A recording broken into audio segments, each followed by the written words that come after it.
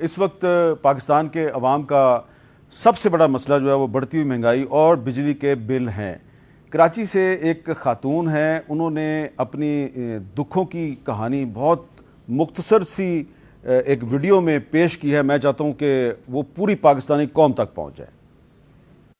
السلام علیکم، میرا نام رابعہ ہے، میں کراچی سے ہوں، میں ہاؤس وائف ہوں اور میرے 2 بچے ہیں۔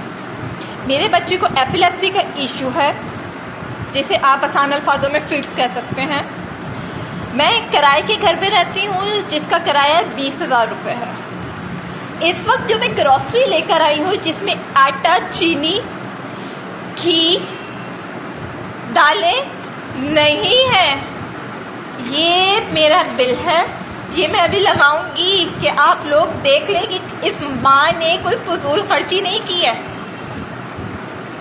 اس کو دیکھیں کہ اس میں آٹا، چینی، گھی کچھ نہیں ہے۔ بچوں کو کیا بھوکا مار دوں؟ اس کے بعد ماشاءاللہ میرا بجلی کا بل یونٹ ہے ہمارے جس میں اس پاکستان میں، اس کراچی میں، اس ایریے میں لائٹ نہیں ہوتی۔ یونٹ ہے میرے 556 یونٹ، جس کا بل ہے 15,560 روپے۔ بتاؤ کہاں سے پے کروں؟ رینٹ پے کروں، گروسری لے کر آؤں، بجلی کے بل دیں یا ٹیکس پے کریں تم لوگوں کو کہ تم لوگوں کی جیبیں بھر جائیں۔ میرے بچے کو فیڈس پڑتے ہیں جس کی میڈیسن تم لوگوں نے ان 4 مہینوں میں ماشاءاللہ اتنی مہنگی کر دی ہے کہ وہ بھی پلانا چھوڑ دوں میں اس مریم نواز میں شہباز شریف سے پوچھتی ہوں، کیا تم لوگوں کو خدا کا خوف نہیں ہے؟ ختم ہو گیا ہے خدا کا خوف، مرنا نہیں ہے، قبر بھول چکے ہو کہ تم لوگوں نے قبروں میں بھی جانا ہے؟ کیا تم ان معصوموں کے آنسوؤں کا حساب تم لوگوں کو قبر پہ پوچھا نہیں جائے گا کہ تم لوگوں نے ایک غریب کو مار دیا ہے؟ اچھا، یہ جو ویڈیو سٹیٹمنٹ ہے اس خاتون کا، یہ میں نے وزیر خزانہ مفتاح اسماعیل صاحب کو بھیجا۔ انہوں نے اس کا ایک جواب دیا ہے، تو ان کا جواب بھی سنانا میری صحافتی ذمہ داری ہے۔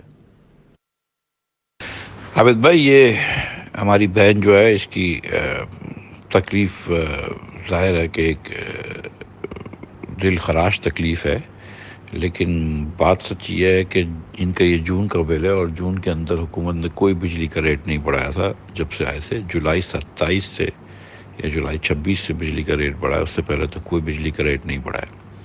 ہاں، 5 روپے سبسڈی جو دیتا تھا عمران خان، فروری میں دینا شروع کری ہے، وہ اپریل میں ختم کی ہے۔ اس کے علاوہ کوئی ریٹ نہیں بڑھایا۔